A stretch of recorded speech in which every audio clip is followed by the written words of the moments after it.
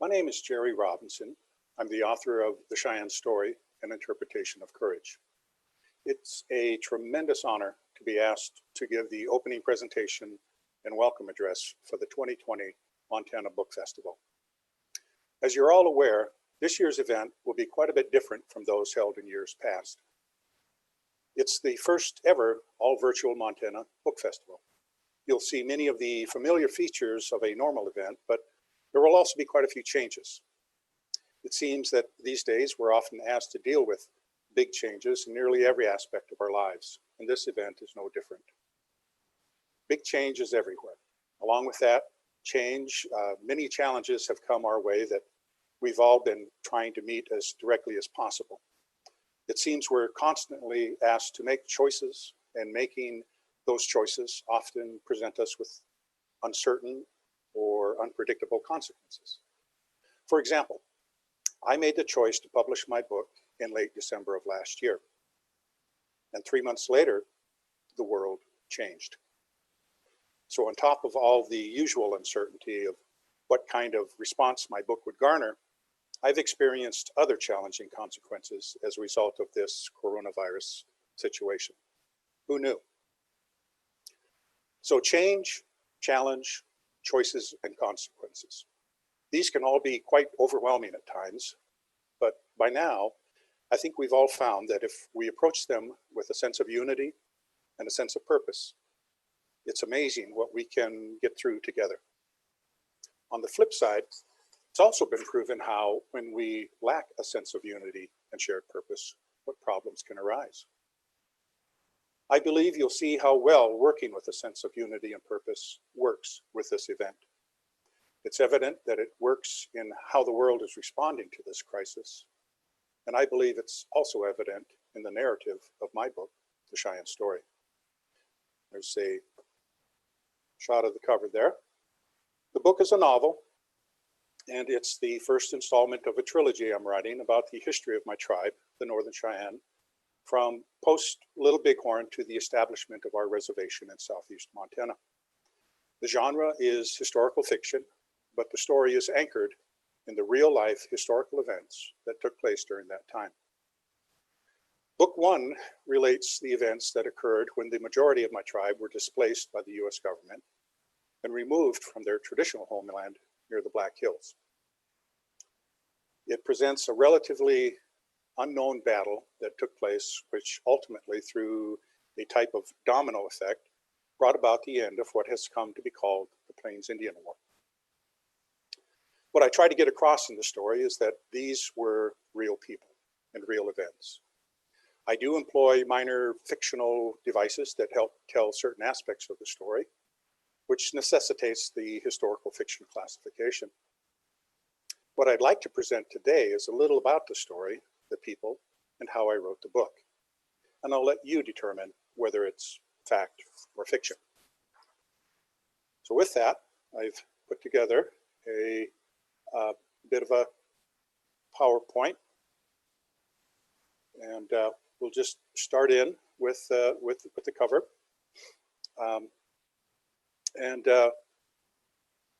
We'll move directly to a couple of the key players in the book. Any Northern Cheyenne child around the age of 7 can tell you who these two gentlemen are. The man on the left is the Sweet Medicine Chief Little Wolf, and the man sitting down is popularly known as Dull Knife. Dull Knife was a name that was given to him by his Lakota brother-in-laws in a jesting fashion, because they teased that he always had a dull knife. If you look through the history books, that's what he is predominantly known as, Dull Knife.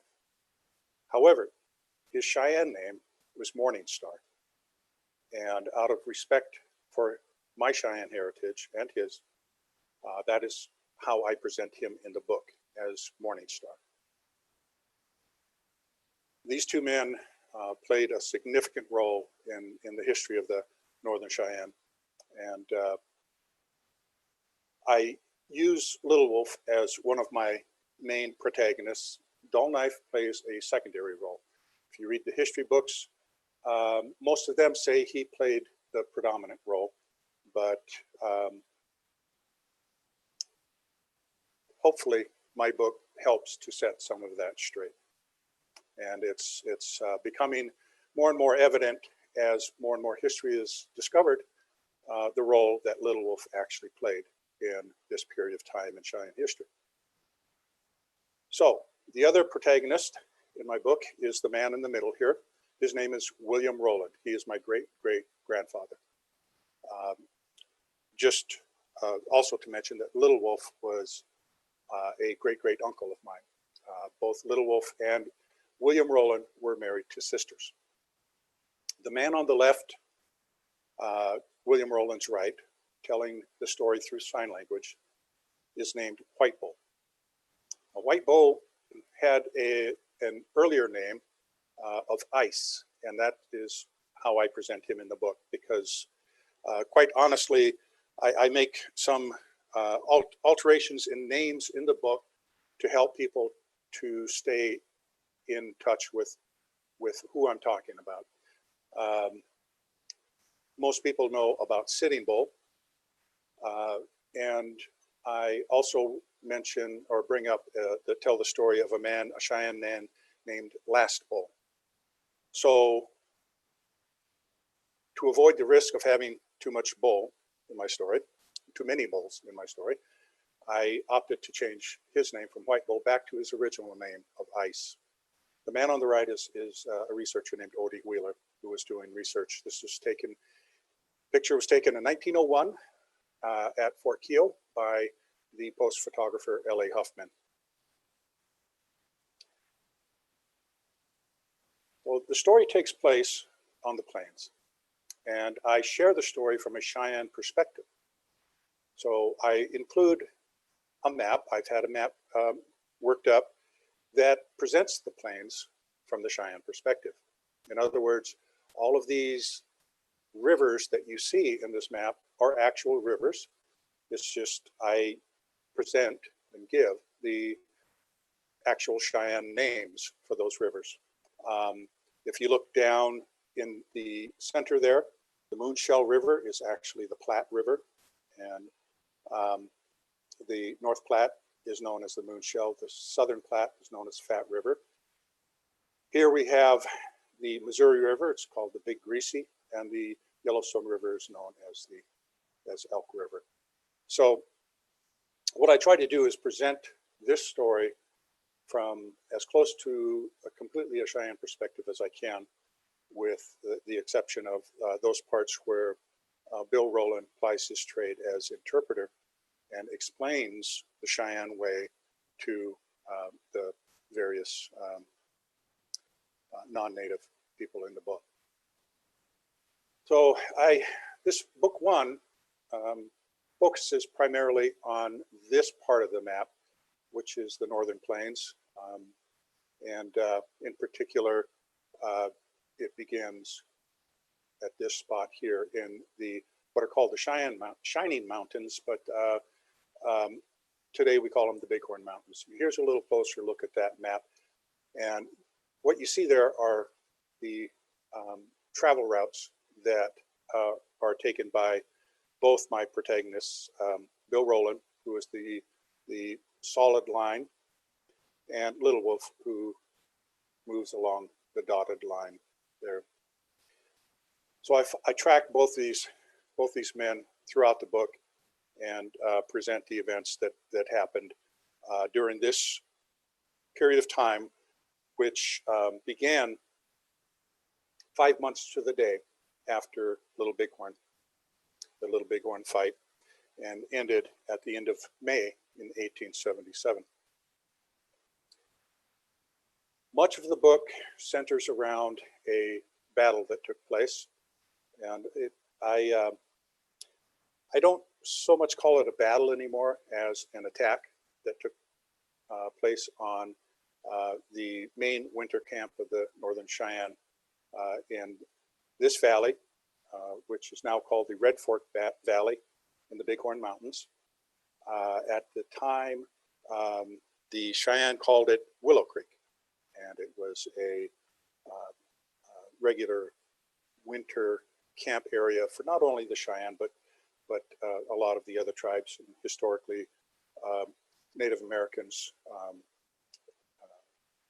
throughout history would stop and camp here. And it was a very favorable winter camp spot because up the creek, kind of to the right of where I'm standing taking this picture, there's a warm spring that keeps the water open throughout the winter. So the valley is positioned on a geographic fault. You can see on the right the red sedimentary hills, and on the left the white cliffs that rose up when the earth, when the plates shifted, and presents a very, I think, unique and telling contrast. And I try to utilize that in the book as well. The soldiers moved into, well, the Cheyenne actually moved into this valley from the right of, again, the right of where I'm taking this picture, and they camped in this area right here, the green grassy area to the right center of the picture. They were there one day when the soldiers came in through what's called the East Gap and rode up the valley and attacked their camp. Here's another picture of this area.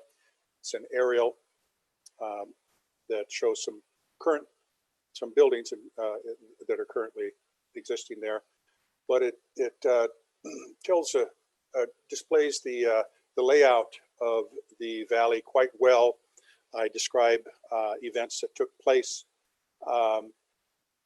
in the valley, talk about a ravine that Little Wolf took some Cheyenne women, children up, and it's this ravine here. The remainder of the Cheyenne, once the attack took place, escaped out of the back of their lodges and ran this way up these ravines and up the creek here and up this big draw, and eventually climbed these mountains to get up out of the valley. Little Wolf and his band and several others came up through this area and went up this shelf that transects the wall of the canyon. So again, these are real people. This was a real event. This happened to my ancestors. And that's basically what I'm trying to get across in the book. I'm just trying to present the facts of what occurred. But in addition to that, I want to present not only what happened in this valley, but what happened in the hearts of the Cheyenne, Little Wolf's heart, and my great-great-grandfather William Rowland's heart. One of the first bits of history that I discovered about my great-great-grandfather was a story about how after this battle, he was asked to come up to this area and help with a parley between the U.S. forces and the Northern Cheyenne, who were hidden up in these trenches. And it's well documented that he was there, that he performed his services as interpreter and helped with parley, which was unsuccessful.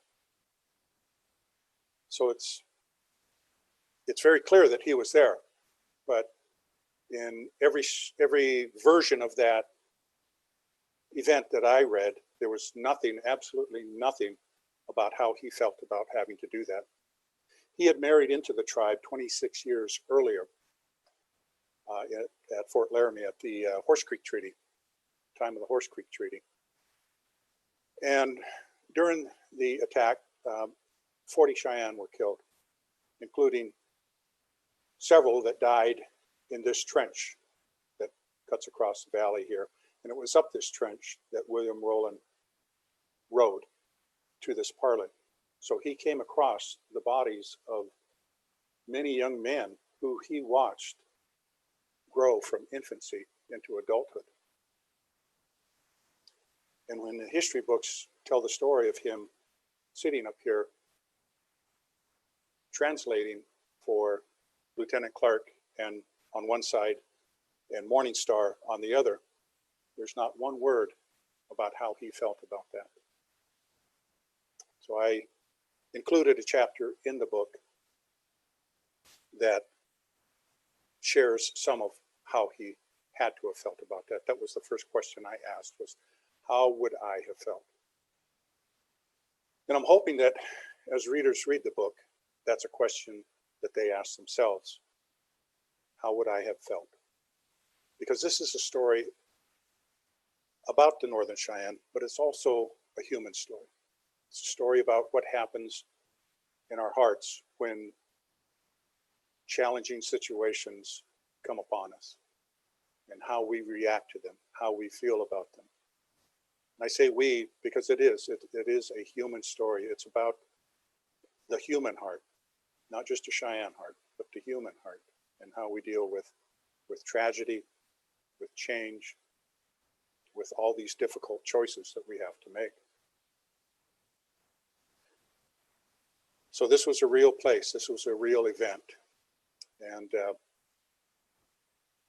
it involved real people.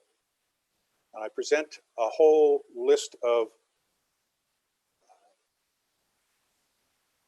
tribal members throughout the story.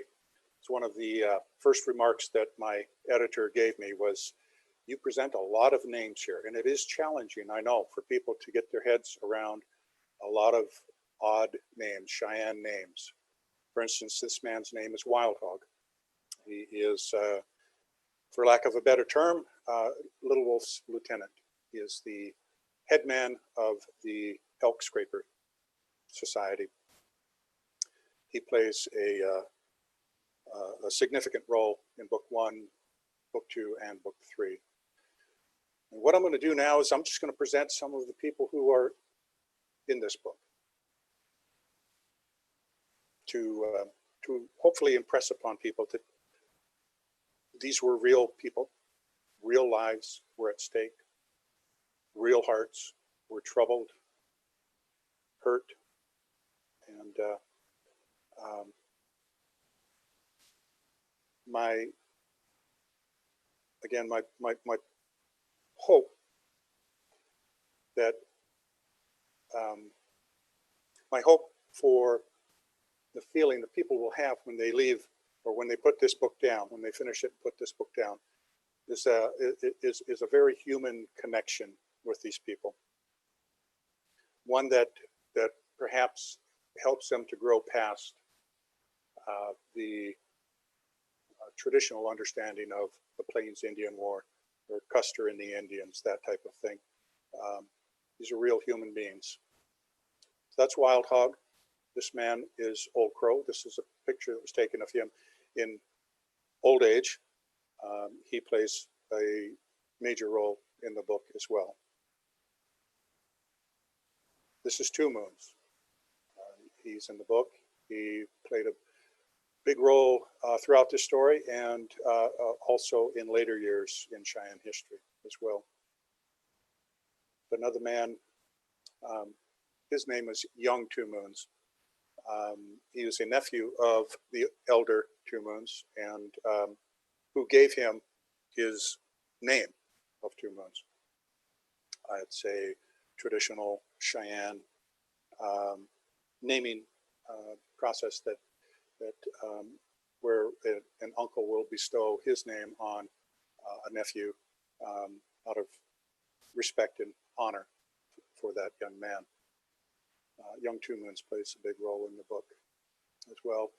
This is another picture of the man that I showed you earlier with my great-great-grandfather. This is Ice. Again, he's well known as White Bull, but in the book I utilize the name of Ice, which is what he carried with him for many years, actually. This is my favorite picture of any Northern Cheyenne. This is Iron Tooth Woman. She is a great aunt of mine.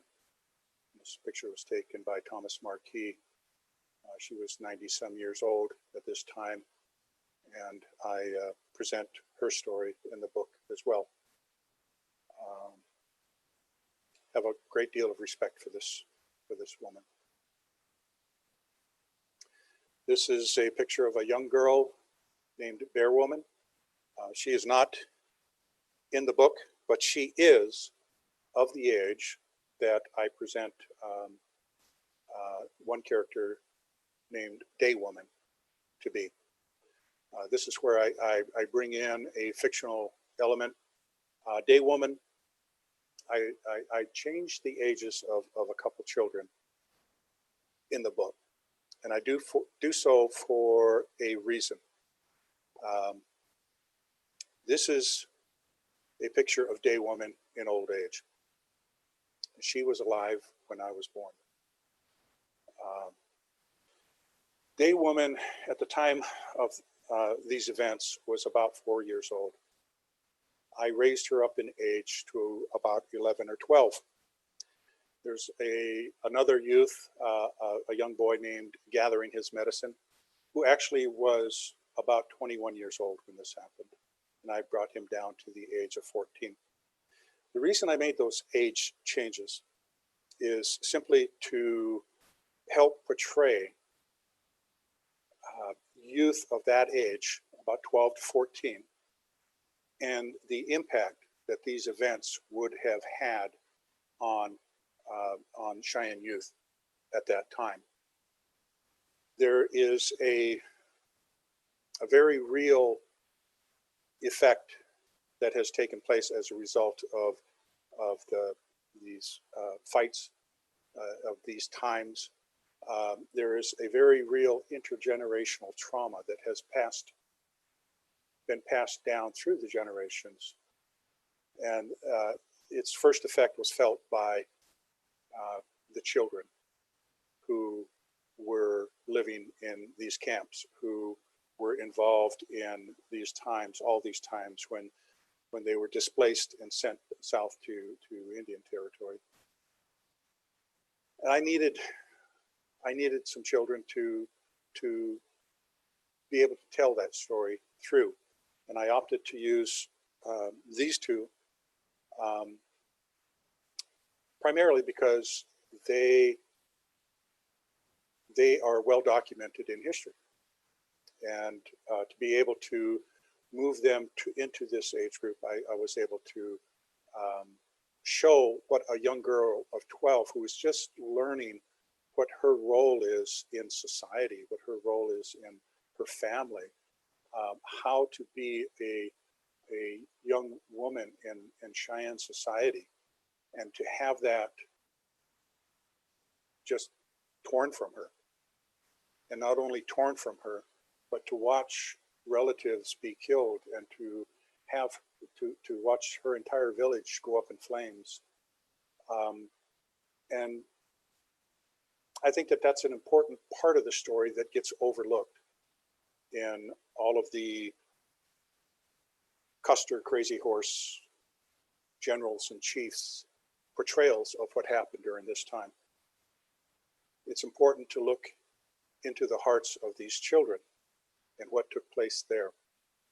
And so Day Woman is a relative of mine, and I felt that it was useful and effective to present her in this way. Gathering His Medicine was 21, like I said. I brought him back down to the age of 14, where he had just begun to learn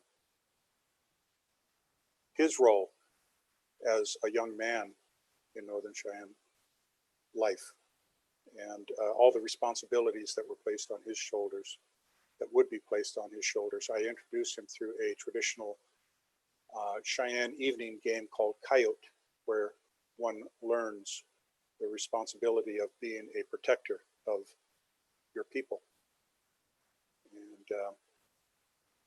at 21, he had just moved beyond that stage and into young manhood, and was beginning to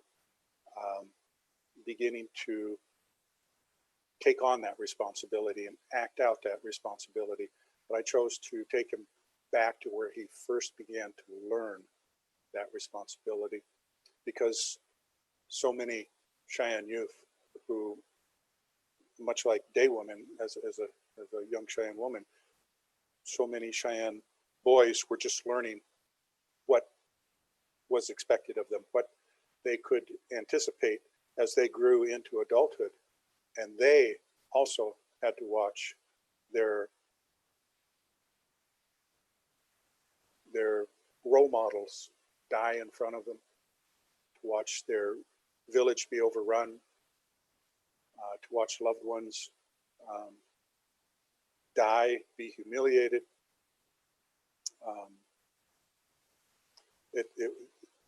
It's just very, very important, I think, to understand today's events and today's troubles by taking a look back at where they started. And I believe that this is where so much of that intergenerational trauma occurred. PTSD was not invented with the Korean or the Vietnam War. It was a very real daily event for Cheyenne youth as well. So moving forward, a few other characters in the book that were very real. The young boy in the middle center rear, is named Billy Garnett. I present him from a standpoint that one would expect to see a young boy who is just beginning to move into adulthood, feeling very full of himself. And he has some growing up to do. And I ask all my Lakota relatives who are related to Billy Garnett to please give the story time to develop as I move through books 2 and 3. Book 1 does not present him in a very good light, but he is a good person, and he turned into a wonderful, wonderful historian and very important man. So the story is developing, like I said, and he plays a big, big part in it. Here's another man. This soldier on the left is William Philo Clark. He's a good friend of my great-great-grandfather. In fact, my great-great-grandfather was his first tutor in the Cheyenne Sign Language, or actually Universal Native American Sign Language. The man sitting is named Little Hawk. Mari Sandoz, the great author, wrote Cheyenne Autumn, misidentified him originally as Little Wolf, but he's in fact Little Hawk, who is an uncle of Crazy Horse. But my focus is on Lieutenant Clark there. This is one of the very few pictures of him, and gives a good representation of the man who was my great-great-grandfather's friend and a good friend to the Northern Cheyenne. He wrote a book that was published after his death in 1884, entitled The Indian Sign Language, and it was the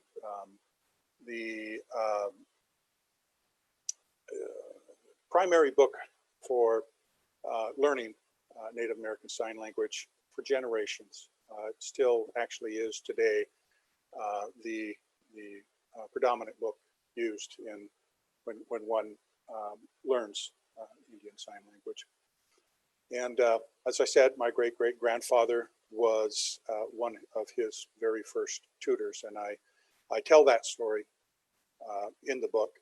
And in fact, Lieutenant Clark, in his introduction to this book, tells that story in a small fashion, when he says, "On the march by their campfires at night and in the early gray of morning, just before charging down on a hostile Indian village, I took my first lessons in this language.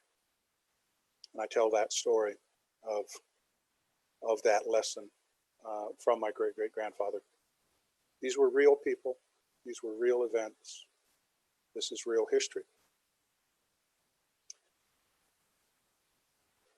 And I hope that if you are able to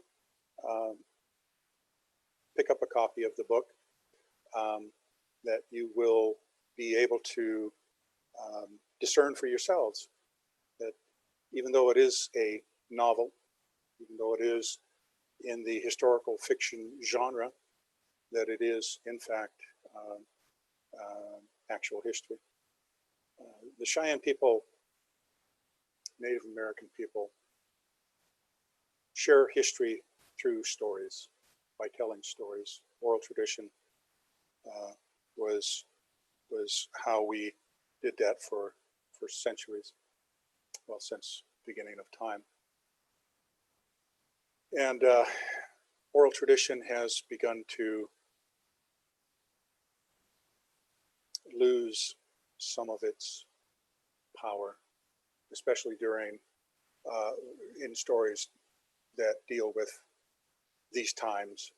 And growing up, I felt that it was important to begin to collect those stories and to put them together in a cohesive fashion.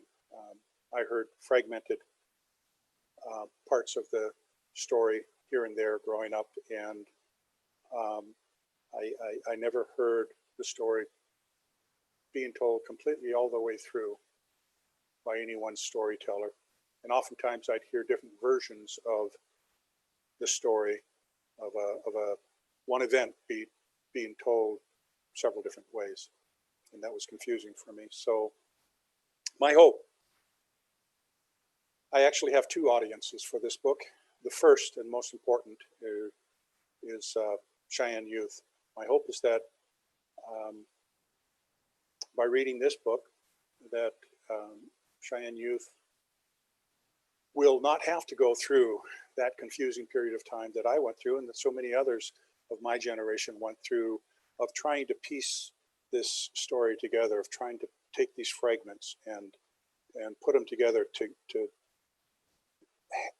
have a complete understanding of what actually happened here. Who were these people? And then the second audience is basically anyone who feels that they can identify with human struggle, with human heartache, and who has a desire, strong desire, to be able to tell the world, this is who I am, and this is where I belong. And that's what this story is about. So with that, I'll finish with this note, that challenging times will always present us with change, choices, and often unexpected consequences. They will also present us with opportunities, if we choose wisely, to be heroic. And maybe someday in the not too distant future, someone will look back and say, you know, that would make a great book. I'd like to thank the heroes who put this year's event together, the organizers, the tech-savvy geniuses, and all my fellow presenters. I'd also like to thank all of you who are attending this year.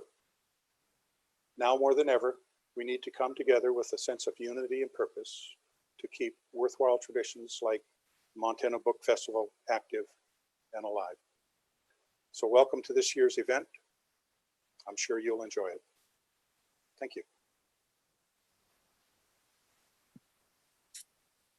Thank you, Gerry Robinson, for welcoming everyone to our virtual event. Raised at the heart of the Northern Cheyenne Indian Reservation, Gerry Robinson grew up hearing fragmented stories about his ancestors.